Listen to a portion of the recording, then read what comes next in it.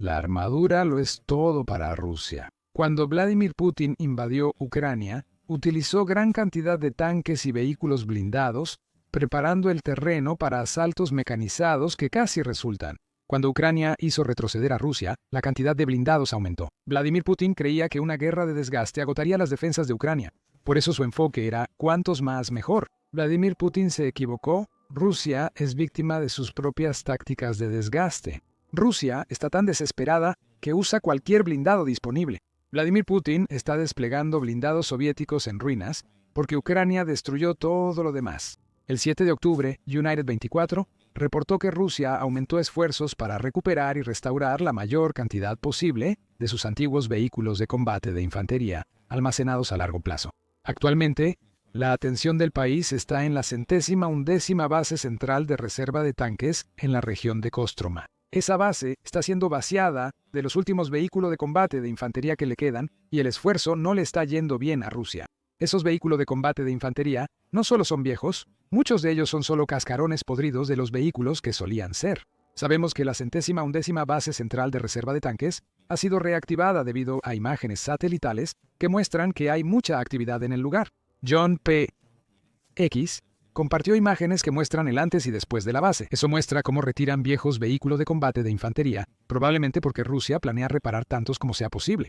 John P. resalta puntos clave de estas imágenes en publicaciones posteriores, incluyendo algunas ampliadas que muestran cómo Rusia ha desmantelado docenas de viejos vehículos de combate de infantería en esta base para reparar los pocos que aún funcionan y esperan ser desplegados. Es obvio porque esto es un problema para Rusia. Desmantelar varios vehículos de combate de infantería en mal estado para poner uno en marcha agota más rápido las reservas de equipo. Por cada vehículo que Rusia envía a Ucrania, pierde 2 o 3 más. Deben quitar cualquier parte funcional para que ese único vehículo funcione. Un examen más detallado de las imágenes satelitales muestra lo mal que están las cosas en la base de reserva central de tanques número 111. Cascos desnudos de T-80 están esparcidos por la base, la mayoría sin torretas y claramente completamente inútiles, más allá de quizás proporcionar 1 o 2 piezas de repuesto para la guerra. La base también tiene un BTR-50 destruido. John P. afirma que estas imágenes muestran la creciente desesperación de Rusia. Ya no puede elegir piezas de blindaje específicas. Debe buscar en sus bases cualquier blindaje disponible, sin importar su antigüedad o estado.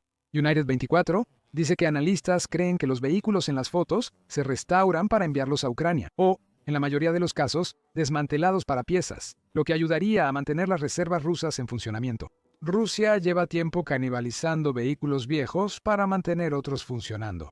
En febrero, The Insider reportó que Rusia aún obtiene la mayoría de su equipo pesado y blindaje de reservas soviéticas. La nueva producción no compensa las pérdidas en el campo de batalla. Los T-90M son los únicos tanques aún producidos desde cero, con unas 250 unidades al año. Respecto a vehículos de combate de infantería, solo el BMP-3 sigue produciéndose en masa. Rusia fabricó 463 de estos vehículos en 2023, mucho menos que las pérdidas de vehículos de combate de infantería en Ucrania. En febrero, Rusia ya había reducido entre 41 y 52% sus reservas previas a la guerra en varios sitios de almacenamiento, según el informante. Ahora nos estamos acercando al final de 2025. Es probable que la cifra haya bajado tanto que Rusia restaura vehículos de combate de infantería que antes no usaría. Hace poco mencionamos los proyectiles en descomposición. Este es un problema que Rusia misma ha creado. Por eso los vehículos de combate y tanques de la 111ª base central de reserva de tanques están en tan mal estado. Rusia suele guardar la mayoría de sus vehículos en reserva al aire libre. Los vehículos de combate de infantería en la base han sido dejados en estas condiciones durante años, quizás incluso décadas, lo que significa que la exposición constante a los elementos y los duros inviernos de Rusia han causado problemas graves. La fuerte corrosión ha dejado inutilizables muchos vehículos de combate de infantería soviéticos rusos desde el inicio. Los pocos chasis que evitaron este problema aún pueden enfrentar cascos oxidados, motores dañados y electrónica degradada que los vuelve casi inútiles, sin una restauración costosa y prolongada.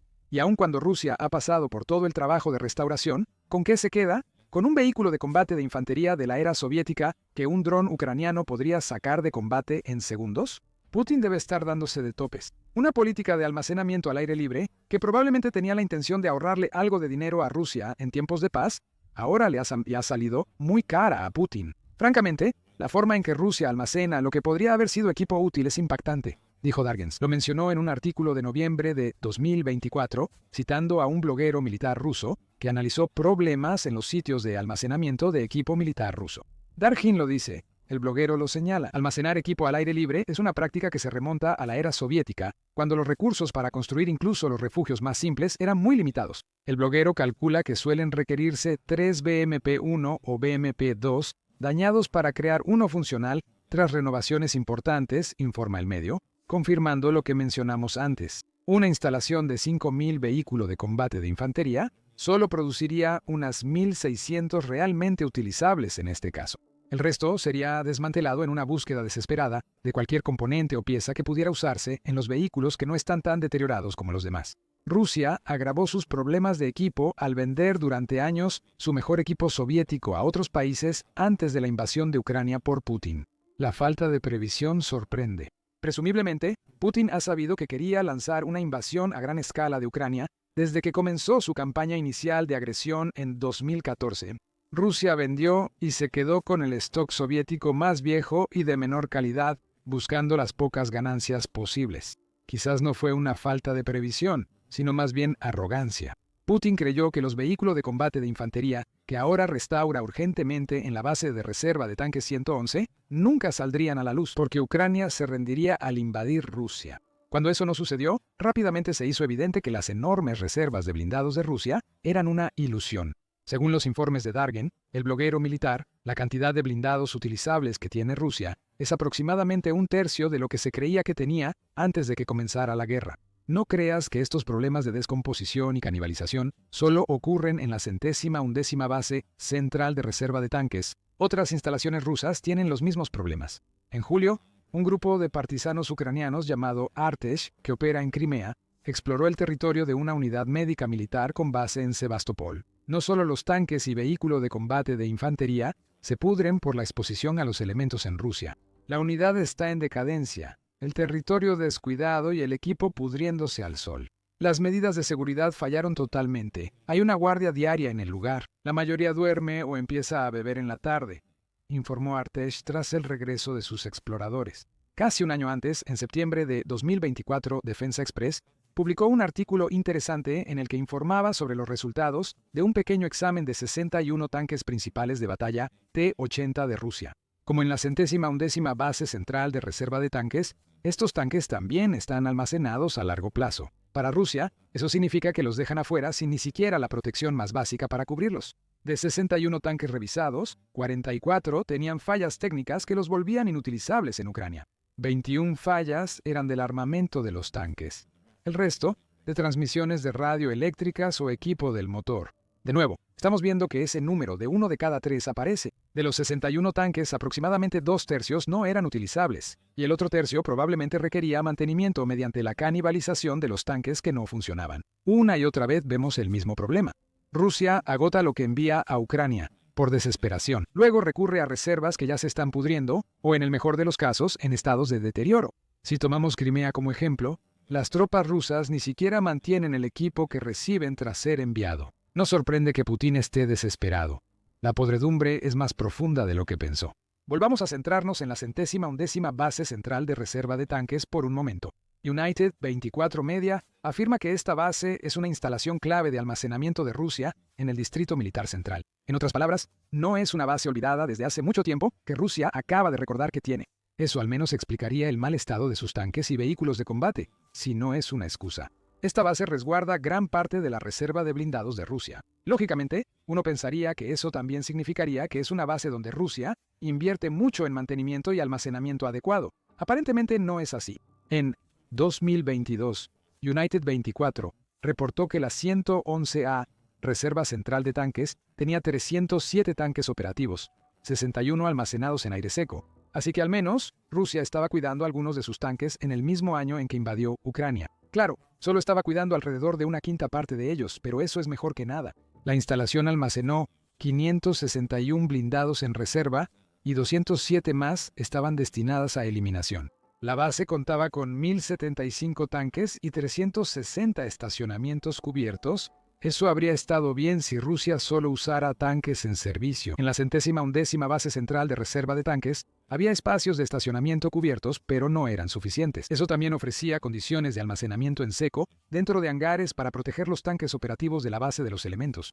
Rusia agotó rápido sus blindados operativos y solo le quedó la reserva. Más de 3 años y medio, extrayendo de este inventario deteriorado, ha causado la situación actual en la 111ª base central de reserva de tanques. Las obras son lo único que le queda a Rusia, mientras Putin busca desesperadamente el blindaje para lanzar los asaltos mecanizados que Rusia usó al inicio para desgastar a Ucrania.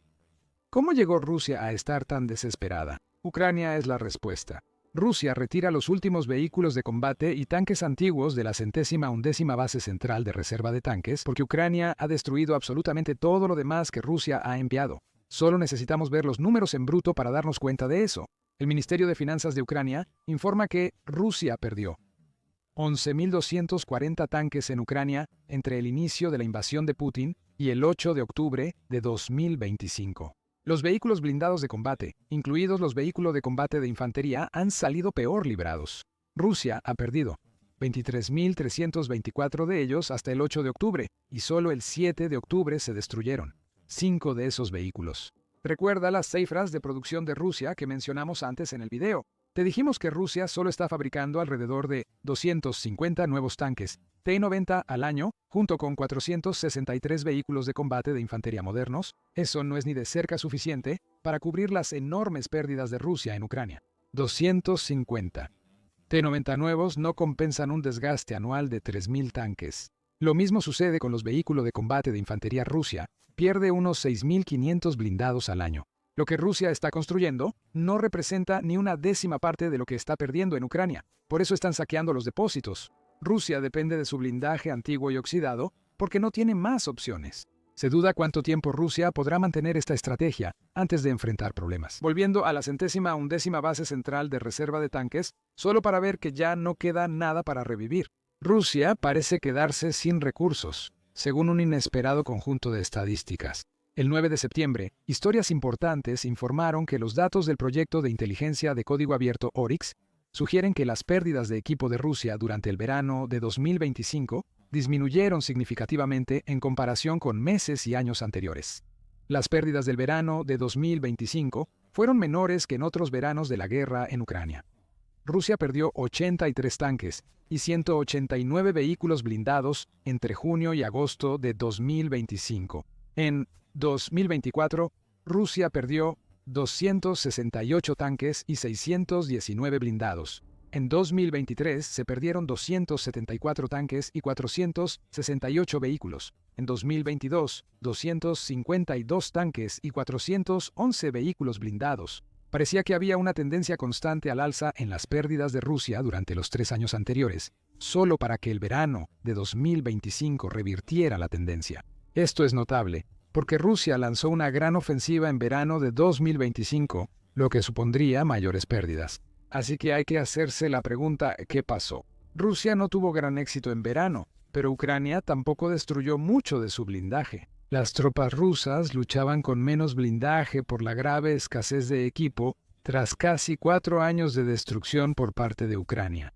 Rusia adoptó tácticas de asalto de infantería tras grandes pérdidas, intentando conservar sus escasas reservas de blindaje. La estrategia funcionó, pero también reveló lo terrible que es el estado actual del ejército ruso. Putin solo planeó usar asaltos mecanizados masivos para derrotar a Ucrania. Al fallar, en parte por el gran uso de drones de Ucrania, Putin no tenía plan B.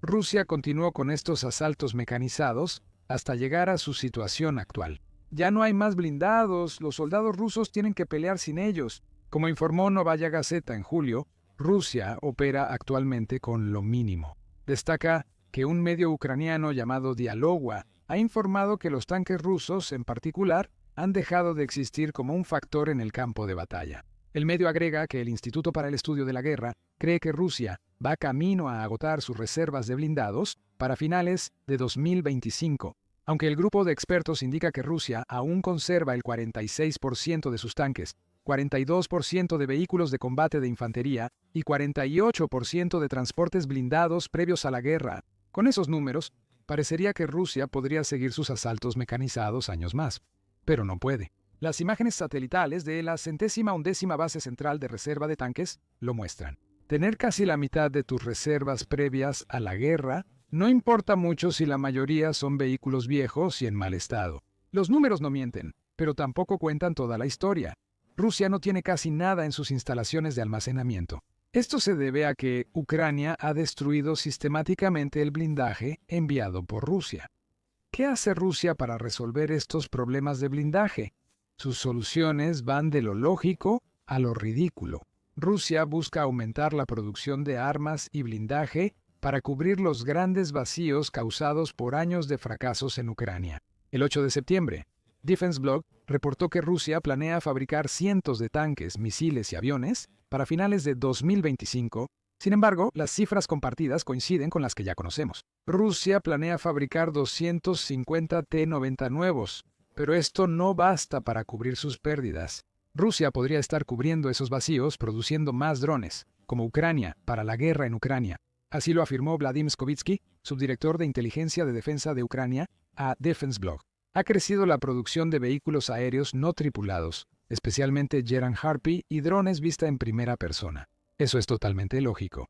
Menos lógico es la idea rusa de vender sus tanques destruidos como chatarra. El 6 de octubre, United 24 informó que Rusia ya no puede ocultar sus numerosas pérdidas. Comenzó a subastar sus tanques y vehículos blindados destruidos, para que sean desmantelados y Rusia gane algunos rublos. La práctica inició en mayo. Según el Moscow Times y United 24, Rusia ha vendido cascos dañados de tanques T-80, T-70 y 2 B-3 T-62 y varios vehículos de combate de infantería.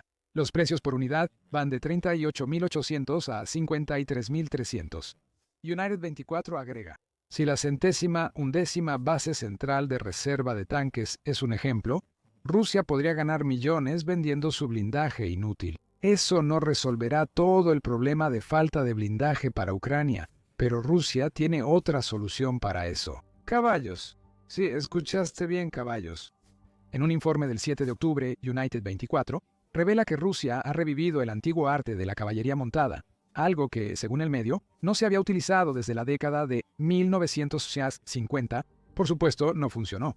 Los drones ucranianos eliminaron rápido a los rusos montados a caballo, ya que no tenían blindaje. Aún así, al menos podían moverse un poco más rápido que a pie. No lo suficientemente rápido como para escapar de un dron, por supuesto, pero sí más rápido. La desesperación afecta cada decisión de Putin y del ejército ruso actualmente. Revivir tanques y vehículos de combate de infantería de la era soviética es solo el comienzo. La realidad que enfrenta ahora el líder de Rusia es que no puede pelear la guerra que él mismo inició de la manera en que quiere pelearla, ni de la manera en que la peleó antes. Eso habría dado a Rusia su única forma de ganar. Mientras las reservas estaban firmes, ahora están agotadas y Rusia avanza lentamente hacia la derrota. El petróleo refinado impulsa la maquinaria de guerra rusa de varias formas. Las tropas rusas requieren gasolina y diésel para sostener sus cada vez más limitados asaltos mecanizados contra las defensas ucranianas. Rusia usa el petróleo refinado para reforzar su caja de guerra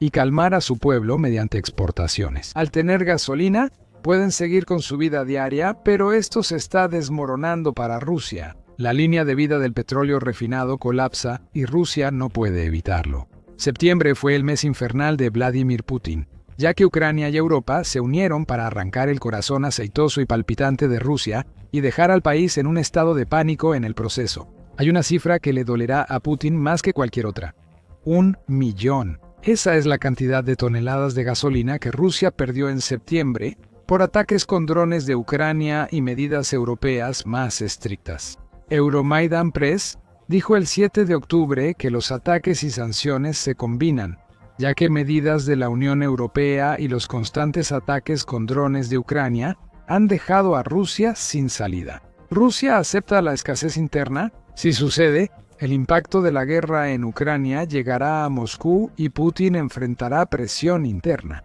Tal vez Rusia pueda intentar métodos aún más arriesgados para evadir las sanciones. Si lo hace, va a tener un problema. Mientras la Unión Europea se enfoca en la flota fantasma, Putin se precipita hacia una situación sin salida y la bola ya está en movimiento. Toma como ejemplo la escasez de combustible. Perder 1 millón de toneladas de combustible en un solo mes tiene que doler en algún lado. La escasez de combustible en regiones clave de Rusia parece ser el resultado. Crimea, ocupada por Rusia desde 2014 y símbolo de los objetivos de Putin en Ucrania, es de las más afectadas. El 25 de septiembre surgieron señales de crisis de combustible en Crimea, cuando el Kiev Independent reportó que hasta la mitad de las gasolineras suspendieron la venta por escasez. Esto no es propaganda proveniente de un medio de comunicación pro-ucraniano. El Kiev Independent dice que la noticia de los cierres proviene de Kommersant, que es un medio de comunicación tan pro-ruso como se puede ser. El medio monitoreó 17.000 estaciones de gasolina en toda Rusia y concluyó que había escasez en todo el país. Crimea y el Distrito Federal del Sur, donde Rusia ubica la Crimea ocupada, son los más afectados. Más de 220 gasolineras del distrito, es decir, el 142% del total, han tenido que suspender la venta de combustible hasta que la crisis de gasolina en Rusia se alivie. Crimea, aislada del territorio ruso y accesible solo por agua o el puente de Crimea, resiente el problema. Tiene sentido, ya que el combustible recorre un largo camino antes de llegar a Crimea y muchos destinos en la ruta desvían suministros de gasolina. Cuando los trenes o barcos rusos llegan a la península ocupada, ya no hay nada que vender en las gasolineras de Crimea. Reuters siguió estos informes el 29 de septiembre con su propio artículo. A finales de septiembre, Reuters informó que autoridades de Crimea congelaron los precios del combustible para evitar que gasolineras se aprovecharan de la crisis y obtuvieran ganancias excesivas. Se implementó el racionamiento de gasolina, limitando la compra a 30 litros por cliente. Eso equivale aproximadamente a 65 galones. Eso es cerca de una quinta o sexta parte del tanque de gasolina de una Ford F-150 según el modelo. Un vehículo muy popular en Estados Unidos tendría fuertes restricciones al circular en Crimea. Pravda confirmó las restricciones de combustible en Crimea días después que Reuters y señaló que algunas zonas son aún más estrictas. Han bajado a 20 litros por cliente y las restricciones afectan a 4 tipos de gasolina: alta intensidad, 92 alta intensidad, 95 alta intensidad, 95 NP y alta intensidad 100 × 100. Crimea sería la más afectada por la escasez y el racionamiento. Sin embargo, Putin se ve obligado a aceptar el hecho de que Crimea probablemente sea solo el comienzo. La escasez de combustible afecta a otras regiones rusas y empeorará mientras Ucrania y la Unión Europea sigan atacando las refinerías de Rusia. Después hablaremos de sus acciones.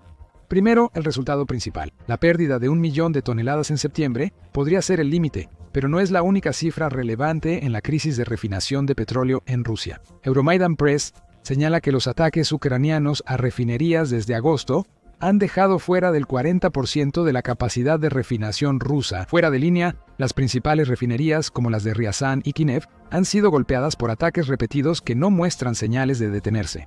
Cualquier reparación que Rusia realiza es deshecha días después, cuando otro dron destruye un componente clave de la refinería atacada. Estos resultados deben considerarse con cautela y realismo. La Fundación Carnegie ofreció ese análisis en su examen del 3 de octubre sobre la refinación en Rusia. Rusia puede refinar 327 millones de toneladas de petróleo al año, o 65 millones de barriles diarios según la fundación, y la capacidad de las 16 refinerías que han sido atacadas por drones ucranianos en agosto y septiembre es de 123 millones de toneladas al año, o el 38% del total. En otras palabras, el 38% es el límite máximo del daño potencial.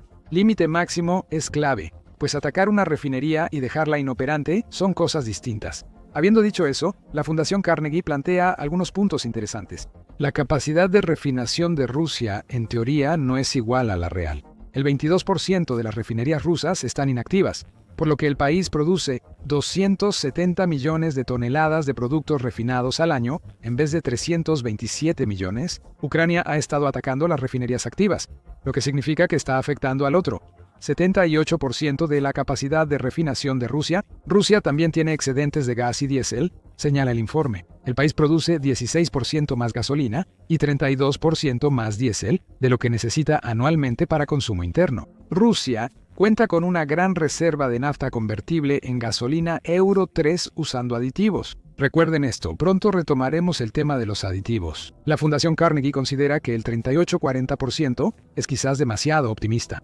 Rusia refina unos 5 millones de barriles diarios actualmente. El número sería casi 4 millones si el 38% de la refinación rusa estuviera fuera de línea. Esto reduce las cifras vistas hasta ahora. Sin embargo, la fundación concluye que aún no son buenas noticias para Rusia. Las refinerías de petróleo de Rusia son un poco como un hombre que está siendo golpeado repetidamente. No va a morir de un solo golpe, ni siquiera de media docena de golpes, pero se le hace cada vez más difícil recuperarse después de cada golpe sucesivo. Aunque ningún golpe individual es fatal, podría terminar siendo golpeado hasta la muerte. Ucrania lo sabe, por eso repite ataques a refinerías en vez de buscar un solo golpe decisivo. Cada dron que impacta va debilitando a la industria de refinación, que ya está al borde de una crisis. Sin embargo, la escasez es muy real y está ocurriendo porque las reservas rusas no se usan tradicionalmente para abastecer el mercado interno. Rusia exporta el 16% del exceso de gasolina y el 32% del exceso de diésel. Se vende o envía al frente en Ucrania para sostener la maquinaria de guerra rusa. Para resolver el problema interno, Putin ha tenido que sacrificar uno o ambos usos de los productos petrolíferos rusos. Eso solo pone al líder de Rusia de nuevo en la situación de Catch-22 que describimos antes en el video. Visto desde afuera, ciertamente no parece que Rusia tenga las reservas de gasolina y diésel para superar la situación en la que Ucrania y la Unión Europea la han puesto. El 1 de octubre, Euromaidan Press informó que Rusia requerirá 9 meses para resolver su crisis de combustible, lo cual no es el tipo de plazo que esperarías de una supuesta superpotencia energética. Eso pondría a Rusia a mediados de 2026 antes de que tenga su situación de combustible bajo control. Esto supone que Ucrania deja de atacar refinerías y la Unión Europea no impone nuevas sanciones. Pista. Eso no va a pasar. Rusia, al tratar de soportar 9 meses, toma medidas cada vez más desesperadas para resolver y ocultar su crisis de combustible a los consumidores nacionales. Rusia usa a Bielorrusia como uno de sus trucos. El 7 de octubre, Reuters reportó que en septiembre, las exportaciones de gasolina por ferrocarril de Bielorrusia a Rusia se cuadruplicaron a 49.000 toneladas. En el proceso, el diésel experimentó un aumento similar en las exportaciones, alcanzando las 33.000 toneladas. Eso ocurre porque Rusia intenta resolver la escasez de combustible mencionada. Sin embargo, depender de Bielorrusia, incluso si Putin cree que esa nación es un estado títere, no va a funcionar por mucho tiempo. El país no produce gasolina suficiente para Rusia y su población.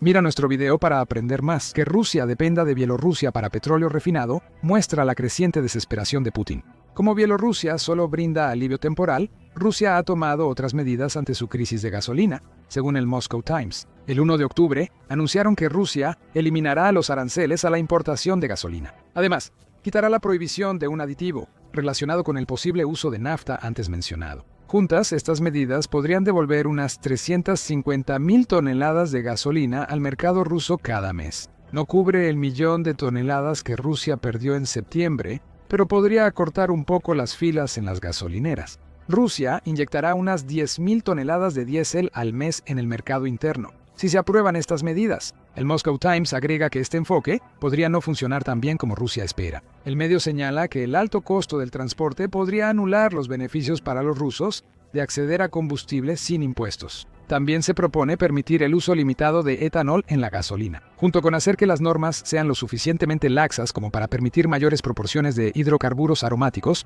Es otra señal de la desesperación de Rusia. Las prohibiciones y normas técnicas estrictas tienen un motivo. El Kremlin, al estar dispuesto a tirar esas normas por la ventana, demuestra que le preocupa más aparentar que no hay una crisis de gasolina en Rusia que el bienestar de su gente. Y si nada funciona, el Kremlin puede recurrir a lo de siempre, mentirle a su gente. Un informe del Moscow Times del 30 de septiembre sugiere que esas mentiras ya han comenzado. El portavoz de Putin, Dmitry Peskov, ya está haciendo declaraciones para afirmar que el pueblo ruso está completamente unido en torno al presidente Putin. Están dispuestos a soportar cualquier carga por las decisiones de Putin. Pero, ¿qué cargas? Casi en la misma frase, Peskov también afirma que Rusia es equilibrada, predecible y estable. Entonces, ¿por qué dice que los rusos están dispuestos a sacrificarse cuando aparentemente no tienen que preocuparse por sacrificar nada? Sobre la escasez de gasolina, no hay de qué preocuparse. The Moscow Times informa que los propagandistas del Kremlin ya actúan al respecto. La escasez es por el mantenimiento programado en las refinerías, lo cual no tiene sentido. El Kremlin busca que se sepa que la culpa es de su incompetencia. no de Ucrania ni de las sanciones europeas. Los medios estatales rusos solo admitirán que hay varios factores objetivos en juego, sin decirle al pueblo ruso que las refinerías se están incendiando. El mes difícil de Putin no se resolverá así. Bielorrusia no podrá ayudar mucho tiempo. Las mentiras funcionan un tiempo, pero al final caen. Con la escasez de gasolina empeorando y extendiéndose en Rusia, levantar restricciones de producción no será suficiente. ¿Cómo llegó Rusia a este punto? Hay dos factores en juego, ambos de los cuales ya hemos mencionado varias veces. Los drones ucranianos de largo alcance y sanciones europeas ponen al Kremlin cerca del colapso. Hablamos del impacto de los drones ucranianos, pero no de por qué sus ataques han sido tan efectivos en agosto y septiembre. Todo se reduce a un cambio en el enfoque de Ucrania. Según la British Broadcasting Corporation, Ucrania ataca refinerías rusas desde enero de 2024. Ese mes hubo 3 ataques, al igual que en febrero. En mayo de 2024 ocurrieron la mayoría de los ataques, con 7 refinerías afectadas, luego disminuyeron el resto del año. Aunque fueron algo efectivos, estos ataques de 2024, junto con los que Ucrania realizó a principios de 2025, tuvieron el mismo problema. Ucrania atacaba una refinería y seguía. Eso le daba a Rusia la oportunidad de hacer reparaciones, lo que significaba que la refinería atacada nunca quedaba fuera de servicio por mucho tiempo. Para agosto de 2025, Ucrania adaptó su estrategia. El primer ataque a una refinería ya no es el único realizado por Ucrania. Ucrania ataca, espera y repite el ataque varias veces. El objetivo es mantener la refinería inactiva, sin importar los intentos de Rusia por arreglarla. En agosto, Ucrania usó esta estrategia para atacar 14 refinerías rusas. En septiembre, atacó 8 refinerías varias veces. Entre enero de 2024 y septiembre de 2025, Ucrania ha atacado 21 de las 38 grandes refinerías de petróleo de Rusia. Los ataques de Ucrania son frecuentes y exitosos, y no se limitan solo a refinerías. Como señaló The Economist en un artículo del 5 de octubre, donde afirmó dramáticamente que el fuego infernal de Ucrania se está intensificando, otras infraestructuras energéticas rusas también están en la mira de Ucrania. Las estaciones de bombeo de petróleo y las unidades de almacenamiento de petróleo también están siendo atacadas, incluyendo un ataque a mediados de septiembre al enorme puerto de carga de petróleo de Primorsk, destacando. Así que Ucrania no solo está atacando las refinerías de Rusia, también está intentando eliminar los medios de transporte de petróleo de Rusia, tanto dentro del país como hacia sus clientes externos. Ucrania aplica una estrategia ganadora y el país lo sabe. En octubre hubo más ataques. El 6 de octubre, drones ucranianos atacaron la mayor terminal petrolera de Crimea. Esto solo agravará las penurias de los ciudadanos de la península ocupada, y ocurrió pocas horas antes de crear el guión de este video. Los drones de Ucrania también atacaron una refinería rusa en la región siberiana de Tyumen. El Moscow Times afirma que este sería el ataque ucraniano más lejano, pues sus drones viajaron más de 1.200 millas. Rusia afirma haber derribado los 3 drones, pero ninguna parte ha confirmado el resultado. Ucrania continúa atacando refinerías rusas y la Unión Europea toma medidas activas que afectan la capacidad de refinación de Rusia. Las sanciones han sido clave para mantener inactivas las refinerías atacadas por Ucrania, ya que restringen el acceso de Rusia a piezas para reparaciones. La nueva voz de Ucrania ya señalaba esto en julio, citando al ministro de Energía ruso Sergei Savilyov. ¿Por qué hay interrupciones? Bajo las sanciones se planean 4 meses para reparaciones, pero si algo se retrasa o no se entrega, ocurren problemas, dijo Savilyov. Reuters agrega que cada ataque ucraniano tarda semanas o más en repararse, porque los ingenieros rusos simplemente no tienen acceso a las piezas que necesitan para hacer el trabajo. Todo lo que la Unión Europea tiene que hacer ahora es continuar con el buen trabajo que ya está haciendo. Se acerca una 19ª ronda de sanciones que impactará más a Putin. Euromaidan Press señala que este paquete busca frenar los ingresos petroleros de Rusia, probablemente sancionando más barcos de la flota fantasma de Putin. La Unión Europea probablemente adelantará su prohibición de comprar gas natural licuado ruso, la cual se aplicará en 2027. La Unión Europea bajó el tope del petróleo ruso a unos $48 por barril, agrega más sanciones a las cadenas de suministro tecnológicas que Rusia requiere para mantener sus refinerías. Recibes un fuerte golpe, 1-2 de Ucrania y la Unión Europea. Ucrania los cierra y las sanciones de la Unión Europea mantienen el cierre. La única barrera para las sanciones de la Unión Europea pueden ser esos pocos miembros dentro del bloque que son un poco demasiado prorrusos para la comodidad del resto de Europa. Algunos de los miembros de la Unión Europea retrasan la implementación de los paquetes de sanciones, a menudo obligando a reescribirlos y suavizar las medidas antes de permitir que los paquetes sean aprobados. Hungría En particular, tiene un historial de usar su poder de veto para detener las sanciones de la Unión Europea en seco. Eso podría terminar pronto. Como informó Político en agosto, algunos líderes europeos sugieren decidir sanciones a nivel nacional, sin requerir consenso total de la Unión Europea. Eso detendría los vetos. Sin embargo, también abre oportunidades para que las naciones dentro de la Unión Europea no cumplan con las sanciones propuestas. Las sanciones de la mayoría de la Unión Europea, aunque no de todos, son mejores que no tener ninguna. Y hay más. Sumando a los ataques con drones ucranianos y sanciones de la Unión Europea, varios países europeos ahora adoptan un enfoque más activo para enfrentar los buques de la flota fantasma de Rusia. Los efectos secundarios de la crisis de combustible en Rusia no son evidentes de inmediato, pero sí al observar detenidamente. Detener más buques de la flota fantasma implica que Rusia vende y gana menos con su petróleo.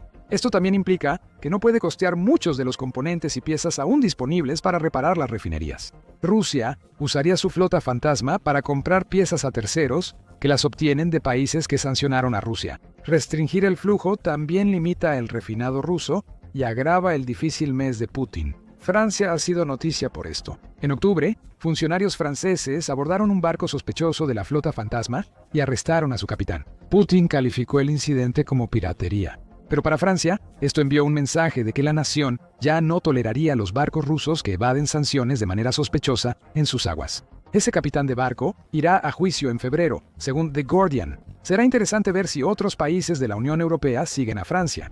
Las Fuerzas Armadas ucranianas quizá no hayan igualado a sus oponentes rusos en número de tropas o tanques para la batalla. Sin embargo, tienen una ventaja clave.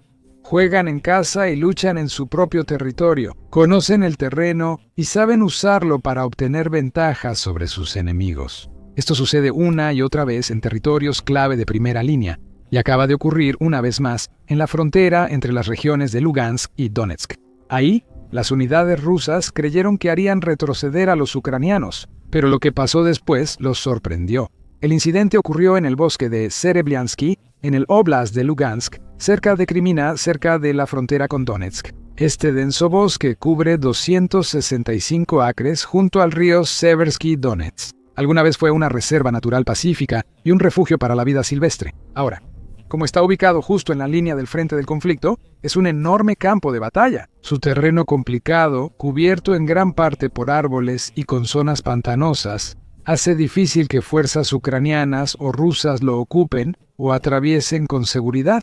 Aunque el bosque presentaba desafíos, las tropas ucranianas mantuvieron el control de gran parte de la zona por meses. Durante ese tiempo, obtuvieron una mejor comprensión de la disposición del bosque y formaron una red intrincada de rutas de suministro entre los árboles, para que pudieran mover personas y suministros dentro y fuera relativamente rápido.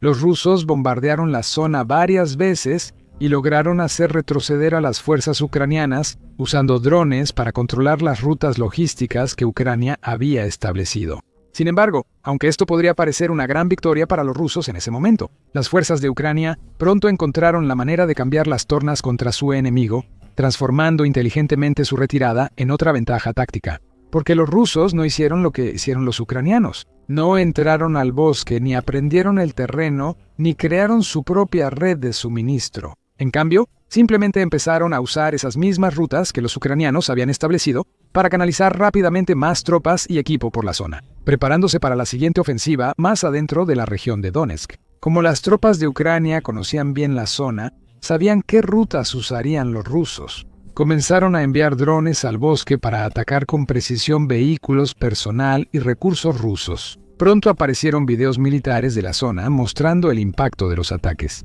Uno de los videos muestra un dron ucraniano vista en primera persona de fibra óptica, atravesando casi todo el bosque para localizar y destruir un vehículo ruso UAZ Patriot. Cerca de Krymina, en la región de Luhansk, el dron logró su objetivo con gran precisión, destruyendo el vehículo y eliminando al oficial ruso a bordo. Un segundo dron entró para escanear la escena del ataque y confirmó la baja, demostrando cuán efectivas se han vuelto las operaciones de drones de Ucrania. Otro incidente involucró a soldados de la 63ª Brigada de Ucrania, quienes inteligentemente mantuvieron sus drones fuera de la vista mientras rastreaban camiones de suministro rusos que se movían por el bosque. Siguieron a los camiones todo el camino hasta un punto de control de drones ruso camuflado. Las fuerzas rusas probablemente pensaban que estaban perfectamente ocultas y que no había ninguna posibilidad de ser atacadas por el enemigo, pero estaban completamente equivocados. Una vez que las fuerzas ucranianas identificaron el puesto de control secreto, realizaron rápidamente otro ataque preciso, destruyendo tanto la posición como a los operadores de drones rusos que la estaban usando en ese momento. También destruyeron un depósito de municiones cercano, debilitando considerablemente la capacidad ofensiva de Rusia en el bosque de Serebriansky, todo en un abrir y cerrar de ojos. Estos incidentes ocurrieron porque los soldados ucranianos conocían muy bien el bosque y habían aprendido el terreno, descubriendo las mejores rutas entre los árboles y la vegetación. Aprovecharon ese conocimiento para sorprender a los rusos, que aunque parecían bien cubiertos, quedaron de repente expuestos, vulnerables y bajo fuego. A las fuerzas rusas tampoco les ayudó el hecho de que hay poca infraestructura defensiva en el bosque.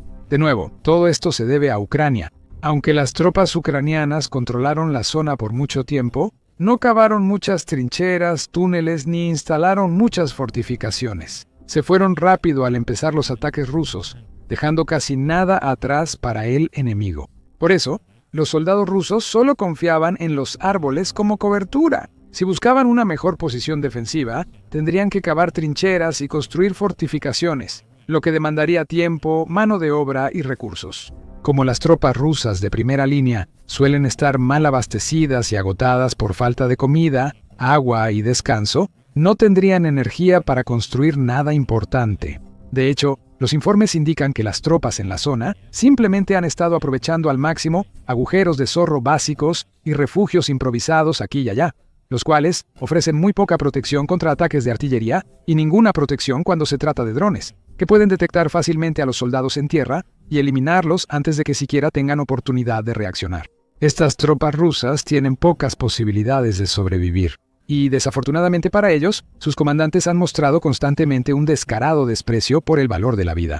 Rusia ha enviado repetidamente a decenas de soldados a la picadora de carne, empujándolos al frente, hacia una muerte segura, sin esperanza de refuerzos ni posibilidad de retirarse para luchar otro día. En cambio, simplemente deben quedarse en el bosque y esperar su destino. Y no es un destino agradable. Otro video de la zona mostró cómo los soldados rusos intentaron ocultarse en una trinchera estrecha. Había tantos de ellos adentro que tuvieron que dejar sus armas y municiones afuera, en el suelo, solo para que hubiera suficiente espacio para que todos cupieran. Trágicamente para ellos, eso resultó ser una decisión desastrosa. Los drones de Ucrania estaban escaneando la zona cuando un operador vio el alijo de armas y municiones y entendió al instante lo que había pasado. Comenzó un ataque y con solo 4 municiones lanzadas en la zona, el refugio fue destruido. El armamento fue destruido y los soldados perecieron. Esta historia no es un caso aislado. Pasa en toda la zona, porque el terreno boscoso dificulta mucho que los rusos se atrincheren y defiendan. Hay muy poco espacio para maniobrar, y con árboles por todos lados no es como si las tropas pueden hacer trincheras o instalar refugios o búnkeres para defenderse o guardar suministros. Básicamente están expuestos cada segundo que pasan en Serebriansky, y eso hace que sea casi imposible para ellos mantener cualquier tipo de control real en el bosque. Todo el lugar es como un gran laberinto mortal, con drones ucranianos moviéndose entre los árboles, esperando y atentos a su enemigo, listos para atacar de inmediato. Y la situación no muestra señales de mejorar para las fuerzas rusas. Probablemente solo empeore en los próximos días, y esta es la razón. Más allá del bosque está el asentamiento rural de Yampil, en la región de Donetsk. Por ahora, Yampil está bajo control de Ucrania, pero es el siguiente objetivo obvio para las fuerzas rusas. Claramente intentaron atravesar el bosque, expulsar a las tropas ucranianas de Yampil y establecer una base allí que puedan usar para lanzar más ataques y apoderarse de más territorio dentro de Donetsk. Pero hay 2 problemas con esa estrategia. Primero, los rusos están sufriendo tanto dentro del bosque mismo, gracias a las tácticas inteligentes de Ucrania, que ni siquiera pueden llevar suficientes tropas y suministros hasta el final para montar algún tipo de ofensiva seria en dirección a Yampil. Probablemente le tomará mucho más tiempo a Rusia encontrar una manera de reunir una fuerza suficiente en el extremo más alejado del bosque. Y durante ese tiempo, seguirán sufriendo mucho, con muchos soldados muertos o heridos, vehículos destruidos y otros recursos y suministros eliminados por los drones de Ucrania. En segundo lugar, debido a que están tan enfocados en Yampil, los movimientos de los rusos se han vuelto aún más predecibles. Tomaron el control de una gran trinchera fortificada en el borde del bosque frente al pueblo. Los comandantes rusos buscan usar ese lugar como base para su próximo ataque al asentamiento. Pero eso también significa que todas las tropas y suministros de Rusia se están dirigiendo en esa dirección específica, hacia esa fortificación en particular, y luego hacia Yampil. Ucrania ya contaba con un mapa de todas las posibles rutas rusas en el bosque, y ahora conoce sus movimientos en todo momento. Eso hace más fácil que los operadores de drones eliminen objetivos uno a uno, y hace la vida mucho más difícil para los rusos mientras intentan desesperadamente abrirse paso por la zona. Esto se demostró en un video reciente de la 81ª Brigada Aeromóvil de Ucrania. El video muestra a 2 rusos, últimos sobrevivientes de un grupo de asalto, que cruzaron el bosque y llegaron a Yampil por la ruta mencionada antes. Con sus compañeros eliminados, la pareja decidió refugiarse en un sótano. Pero eso no fue suficiente para salvar sus vidas. Operadores de drones de Ucrania ubicaron su escondite y forzaron a los soldados a salir, siendo eliminados por fuego de infantería. Esto ocurre regularmente. Soldados ucranianos informan avistamientos frecuentes de pequeños grupos rusos cruzando el bosque hacia Yampil, pero casi ninguno de ellos sobrevive, porque los operadores de drones están monitoreando constantemente esa área exacta, eliminando a los infiltrados como si dispararan a peces en un barril. Gracias a esto, las fuerzas rusas nunca logran acumularse ni ganar ningún tipo de impulso en la dirección de Yampil. Por ahora, los comandantes rusos nuevamente se niegan a ajustar su estrategia. Siguen ordenando a pequeños grupos de tropas avanzar por esas mismas rutas, justo bajo las narices de los drones ucranianos. Ciegamente y de manera insensata, esperan que, eventualmente, de alguna forma, las cosas salgan a su favor. Si la definición de locura es hacer lo mismo una y otra vez, esperando resultados diferentes, entonces los comandantes rusos encajan perfectamente en esa descripción. Y en muchos sentidos, la situación en Serebriansky es casi un microcosmos de toda la guerra. En las líneas del frente y otras zonas de Ucrania, los líderes militares rusos han mantenido sus tácticas. Han demostrado una asombrosa incapacidad terca para ajustar su estrategia, siguiendo constantemente un enfoque de fuerza bruta en el conflicto y confiando en la superioridad numérica para llevarlos a la victoria. No ha funcionado, pero aún así continúan confiando en esta táctica, a pesar de sufrir pérdidas extraordinarias. Un documento interno filtrado reveló el alcance de esas pérdidas, con fuentes oficiales rusas admitiendo que más de 281.000 de sus tropas han sido asesinadas, heridas, desaparecidas o capturadas por Ucrania. La filtración indicó que Rusia perdió más de 13.000 equipos militares y unos 50.000 dañados pero reparables. Esto demuestra lo derrochador que ha sido el Kremlin con sus recursos. Sí, tiene el ejército más grande y más suministros de tanques, blindados y equipos, pero no ha creado una estrategia para aprovechar esas ventajas y solo ha lanzado todo lo posible. Ucrania confiaba en que eso bastara para que la oposición se rindiera, contrarrestando las pérdidas con más reclutas y equipo. No es una estrategia sostenible y no tiene ninguna posibilidad de funcionar a favor de Rusia a largo plazo. Las pérdidas crecen cada día y pronto serán demasiado costosas incluso para el Kremlin.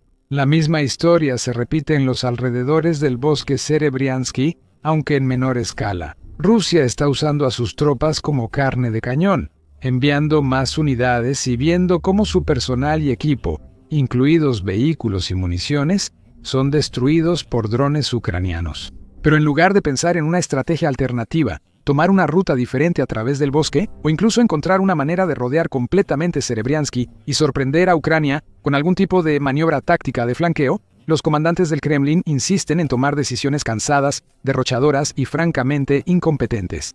Mientras los rusos sigan por este mismo camino, las fuerzas de Ucrania tendrán pocos o ningún problema para seguir eliminándolos. Esto es casi totalmente gracias a los operadores de drones ucranianos. Los combatientes de Kiev en el terreno incluso han admitido que, sin los drones, sus defensas probablemente no serían lo suficientemente fuertes como para resistir en la zona por mucho tiempo. Se derrumbarían bajo el peso abrumador de las tropas y el equipo enemigos. Pero con los operadores de drones trabajando las 24 horas del día, usando sus ojos en el cielo para escanear el terreno, localizar a las tropas rusas y eliminarlas, las defensas ucranianas siguen firmes y cada ataque exitoso les da más tiempo para consolidarse, reabastecerse y prepararse para el próximo asalto. Y debido a esto, Yampil sigue en manos de Ucrania y probablemente seguirá así en el futuro previsible. Mientras los rusos luchan repetidamente por establecer algún tipo de presencia significativa en la zona, es exactamente el mismo tipo de situación que se está viviendo a lo largo de las líneas del frente. En la zona de Pokrovsk, por ejemplo, situada al suroeste de Yampil, las fuerzas rusas han estado intentando durante meses establecer una posición y expulsar a los defensores ucranianos de la ciudad, para que luego puedan usarla como base para lanzar ataques sucesivos más adentro de Donetsk. Pero no han podido hacerlo en absoluto, incluso después de reunir una fuerza masiva en la zona, con algunas estimaciones que sitúan el número en más de 110.000 soldados. Rusia aún no ha tomado Pokrovsk. Lo ha intentado repetidamente, e incluso ha mostrado cierta disposición a probar diferentes estrategias, usando de todo, desde drones hasta artillería e incluso tanques, o pequeñas unidades de soldados disfrazados, encargados de infiltrarse en la ciudad para sabotearla desde dentro. Nada ha funcionado, y los defensores de Ucrania han utilizado su conocimiento del área, su importantísima ventaja de jugar en casa, para disfrutar de superioridad táctica sobre sus oponentes. Aunque Rusia tiene números, recursos y personal, eso no basta para lograr una victoria notable. Por su parte, las pérdidas rusas en personal y equipo siguen aumentando. Los drones de Ucrania siguen lanzando fuego desde arriba, y este tipo de situaciones de estancamiento se repiten día tras día y noche tras noche. Rusia no está avanzando en absoluto y está pagando un precio gigantesco a pesar de lograr muy poco o ningún progreso en las áreas que más importan. Este realmente es uno de los esfuerzos bélicos más derrochadores que se hayan visto, involucrando a una nación militar importante y no muestra señales de mejorar. Ucrania, mientras tanto, sigue demostrando el tipo de inteligencia táctica e ingenio con los que el país se ha vuelto sinónimo. Incluso cuando parece estar al borde de una derrota, encuentra maneras de convertir situaciones difíciles y la adversidad a su favor. En Serebriansky, por ejemplo, cualquier observador habría pensado que Rusia estaba en ascenso cuando obligó a los soldados ucranianos a salir de la zona. Fueron expulsados por un oponente más fuerte y obligados a ceder terreno, o eso pareció al principio.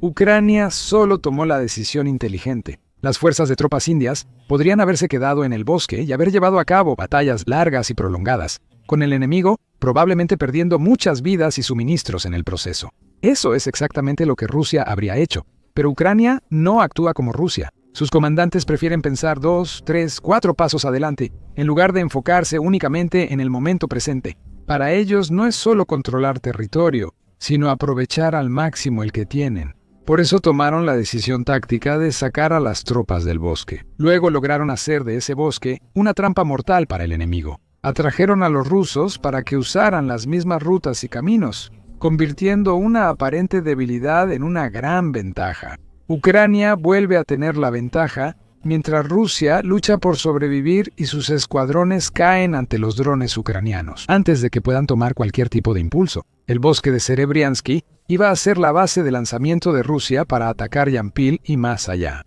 En cambio, se está convirtiendo en un matadero. Se oyen gritos de batalla mientras hordas rusas avanzan y atacan una posición defensiva ucraniana, siguiendo las órdenes de un comandante. ¿Quién sabe exactamente cómo va a terminar esta batalla? Rusia va a perder. ¿Por qué? Porque sus soldados no están equipados con blindaje, como tanques o vehículos de combate de infantería, ni usan motocicletas que les darían velocidad y agilidad para evitar los drones de Ucrania. ¡No! Están entrando en combate en algo más equino. Bestias de carga cuadrúpedas ahora transportan a las fuerzas rusas al combate. Observa lo desesperado que está Vladimir Putin.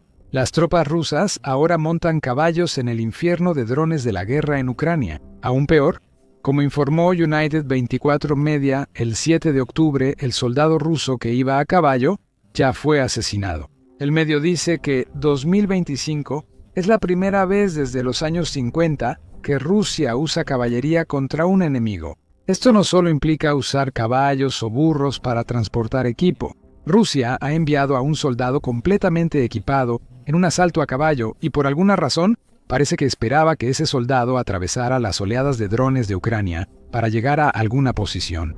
No tiene sentido. Incluso sin los drones, un jinete no tiene muchas posibilidades. En la guerra moderna, basta un disparo de rifle para eliminar una unidad de caballería. En la era moderna, esto no es una guerra medieval, no es esa época, cuando los soldados tardaban minutos en recargar un mosquete antes de poder dispararle a un jinete.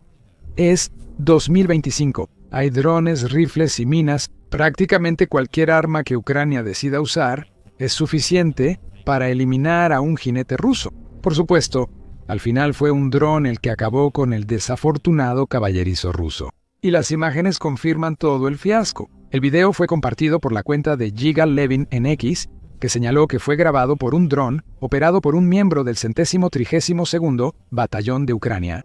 Al inicio, las imágenes parecen comunes. Muestra lo que, en otras circunstancias, podría ser un hermoso paisaje campestre, grabado desde la perspectiva de un dron vista en primera persona o de vista en primera persona mientras vuela por un sendero natural. Mientras el dron avanza lentamente, lo que al principio parecía una mancha a lo lejos comienza a enfocarse.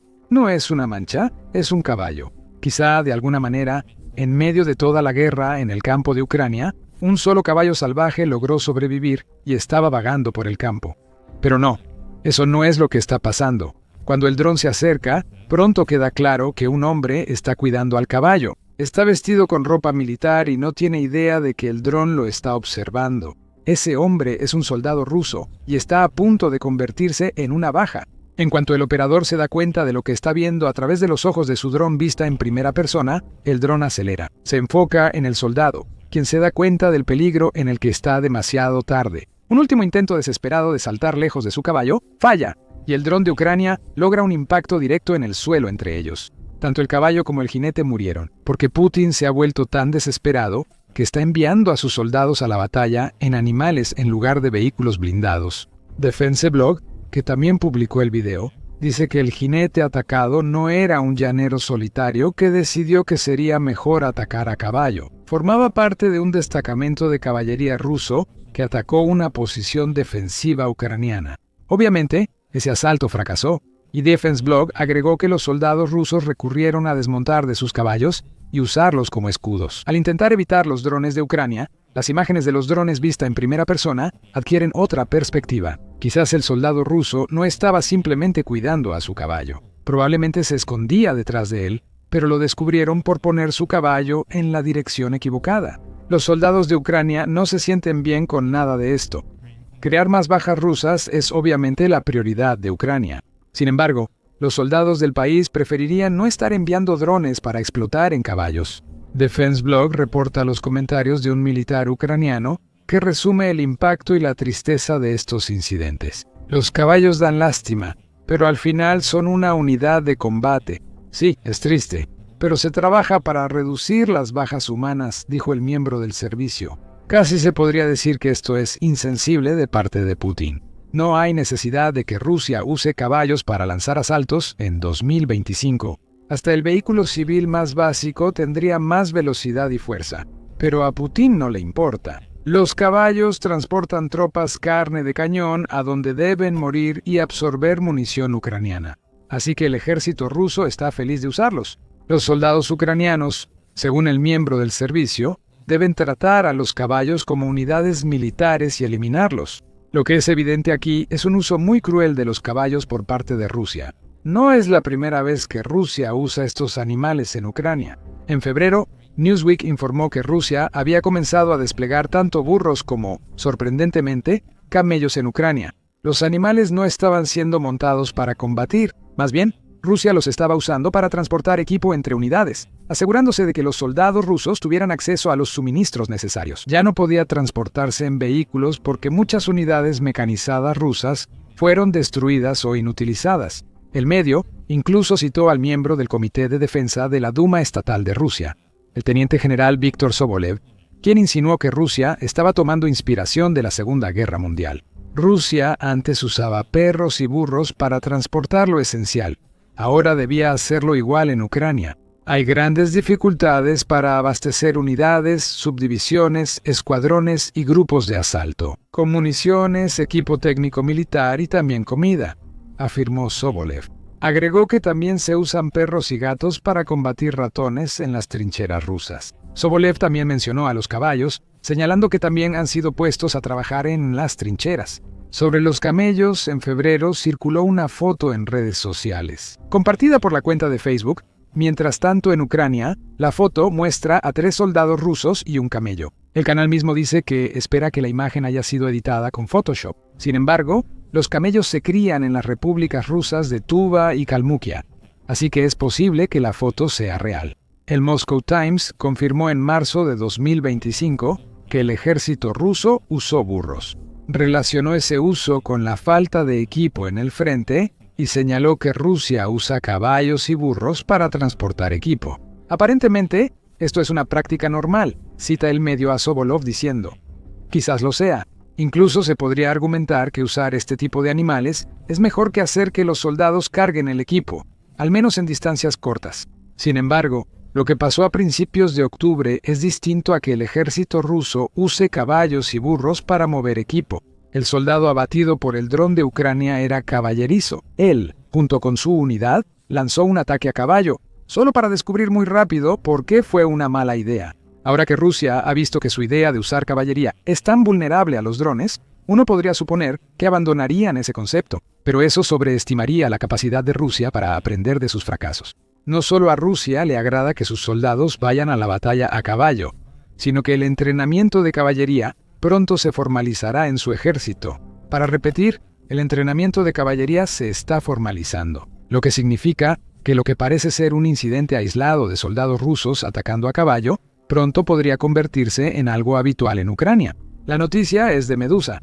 que citó un informe de octubre de Kommersant, medio progubernamental ruso, sobre el plan de Rusia para reactivar por completo sus unidades de caballería. El medio ruso entrevistó al comandante anónimo de la Unidad de Fuerzas Especiales Tormenta, quien afirmó en la televisión estatal que sus soldados ahora aprenden a montar a caballo. Las razones por las que lo hacen son extrañas, por decirlo menos. El comandante afirma que los caballos, por sus instintos, pisan minas terrestres con menos probabilidad que los humanos. También tienen mejor visión, lo que les permite moverse en la oscuridad y manejar condiciones fuera de carretera. El comandante explicó cómo sus tropas usarían los caballos. 2 hombres montarían uno solo. Uno dirige y otro da cobertura de fuego. Al llegar al sitio del asalto, ambos combatientes desmontan y toman la siguiente fortaleza enemiga, dijo el comandante. Todos estos comentarios tienen fallas evidentes. Por ejemplo, es creíble que un caballo sea más capaz de moverse en la oscuridad que un humano que no está equipado con equipo de visión nocturna. ¿Y eso cómo ayuda a los soldados que montan el caballo? Ellos no podrán ver a dónde van, y ciertamente no tendrán ninguna oportunidad de identificar o destruir amenazas que se acerquen antes de que sea demasiado tarde. Los jinetes de Rusia confían en el instinto de sus caballos para llegar a su destino. En cuanto al enfoque de 2 personas, el comandante Storm lo comenta. Seguramente, brindar cobertura de fuego es mucho más difícil sobre un caballo que está sacudiendo a sus jinetes que ofrecer esa cobertura desde el suelo. Realmente un soldado ruso, que ya va sentado 2 en un caballo con todo su equipo de combate, ¿podría derribar un dron ucraniano que se aproxima mientras su camarada cabalga? Parece poco probable. Para muchos incluso parecerá ridículo. Además, como señala Medusa, los caballos tienen ciertas desventajas que el comandante de asalto no parece tener en cuenta. Los animales son rápidos y ágiles, pero requieren entrenamiento y alimentación. Ambas son acciones que cuestan tiempo y recursos que Rusia realmente no tiene. Además, los caballos tienen una menor capacidad de carga que los vehículos. Como mencioné antes, incluso si Rusia tiene dificultades para enviar soldados a los asaltos con blindaje, incluso un vehículo civil parece que sería una mejor opción que un caballo. En cuanto a las minas terrestres, un caballo puede o no ser lo suficientemente pesado como para activar una mina antitanque, pero una mina antipersonal, esa es otra historia. Como Ucrania compró este tipo de mina a Estados Unidos en noviembre de 2024, probablemente las usa para defenderse de Rusia. Un caballo no tendría ninguna oportunidad contra una mina así, ni tampoco el jinete del caballo. Así que hay que hacer la pregunta clave. ¿Por qué? Pese a lo que dice el comandante Storm, los caballos no se usan en batalla, porque son más efectivos que los tanques, vehículos blindados o prácticamente cualquier otro tipo de vehículo que Rusia podría usar en su lugar. Eso es más que obvio. Un caballo, por rápido que sea, no puede superar la velocidad de un dron vista en primera persona. PET Médico señala que un caballo pura sangre puede correr hasta 44 millas por hora en distancias cortas. Rusia no usará caballos pura sangre. Sus caballos serán más lentos y sus jinetes no son de clase mundial. PETMD agrega que la velocidad máxima de galope de un caballo en un entorno doméstico general está entre 25 y 35 millas por hora. Un caballo promedio no podría mantener este ritmo por mucho tiempo. En cambio, hasta el dron vista en primera persona ucraniano más básico puede mantener 37 millas por hora y muchos son más rápidos. Aunque un caballo pueda superar a un dron en distancias cortas, pronto bajará la velocidad y el dron lo alcanzará. La efectividad en combate no entra en la ecuación aquí. Así que, de nuevo, hay que preguntar, ¿por qué? United 24 tiene posibles razones. Rusia está volviendo a una tradición de siglos al enviar soldados a la batalla a caballo, comenzando con el amor de Rusia por los caballos. Dice que los caballos están tan profundamente entrelazados en la mitología de los éxitos militares pasados de Rusia, que su uso en 2025 es casi más simbólico que práctico. Eso también es una distorsión. Los cosacos, famosos por sus caballos, formaron grandes comunidades en la actual Ucrania, especialmente los de Zaporilla y en la región del Don en Rusia. Pero aunque esas tradiciones comparten raíces profundas, Ucrania no es la que está montando caballos en la batalla hoy en día.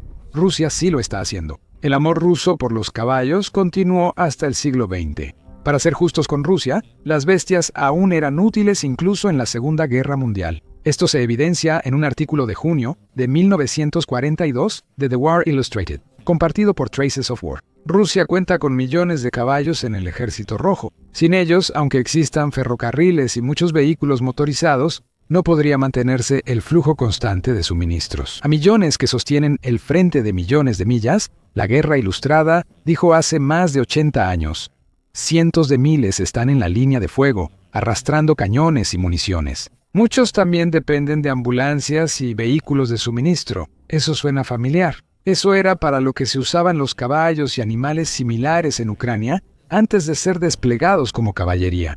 Tras la Segunda Guerra Mundial, United, de 24 años, afirma que el caballo simbolizaba el poder político en la Unión Soviética. Los carteles de propaganda a menudo mostraban a soldados rusos a caballo, y es en esto donde uno puede vislumbrar la razón por la que ahora los rusos están montando caballos en la batalla. Las grabaciones han mostrado a uno de esos jinetes siendo derribado por un dron. Es posible que en Rusia se estén difundiendo imágenes muy diferentes. Quizás imágenes de soldados rusos cabalgando valientemente, evocando la era soviética, a la que Putin parece decidido a regresar en el mundo. Este discurso sobre el simbolismo está bien. Incluso Rusia lo alentaría si no fuera porque se habla de caballos solo porque un soldado de caballería ruso fue destruido por un dron ucraniano.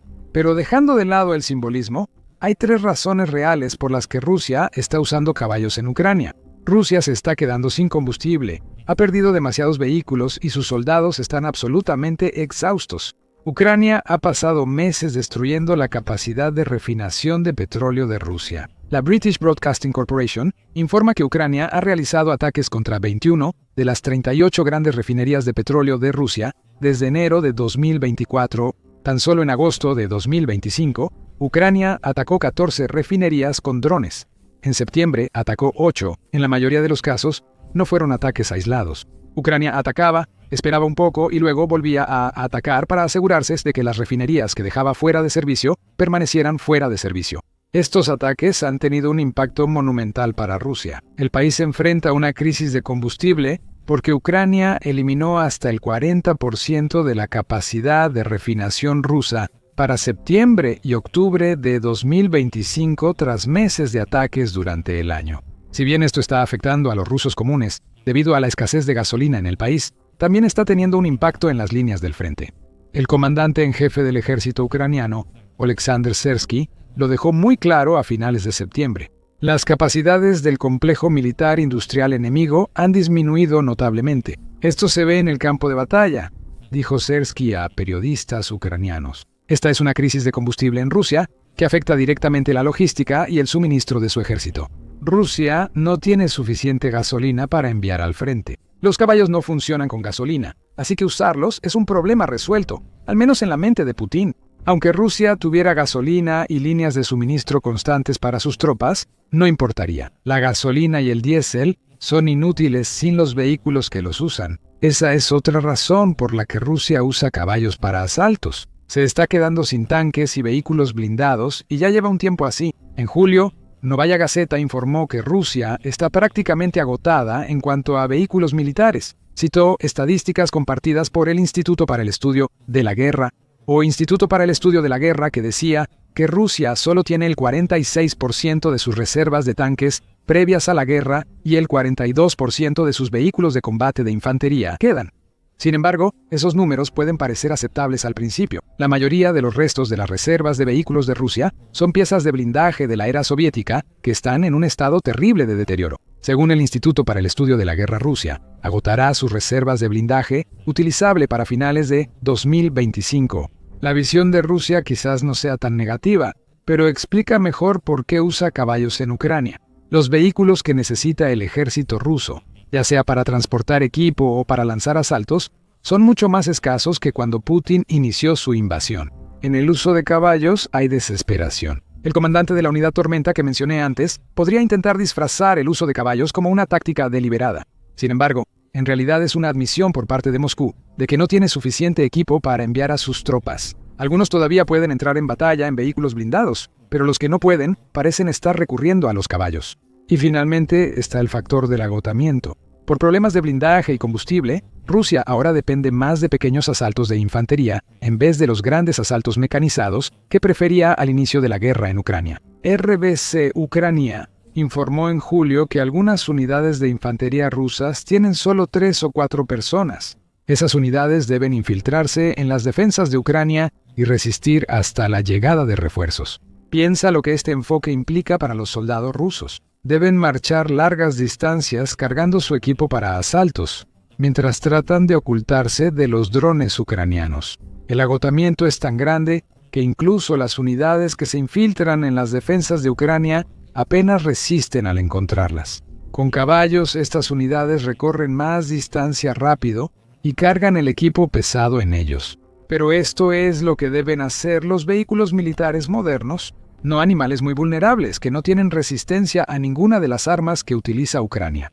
El video de un caballerizo ruso siendo eliminado por un dron ucraniano es muchas cosas. Es humillante para Rusia porque expone lo mal que se ha vuelto la situación militar del país. El video es casi lamentable, ya que muestra los últimos momentos de pánico de un soldado ruso, antes de que él y un caballo que no debió estar en batalla sean eliminados. Pero sobre todo, el video muestra la desesperación de Rusia en Ucrania. Usar caballos no es algo simbólico, por mucho que el Kremlin quiera aparentar que lo es.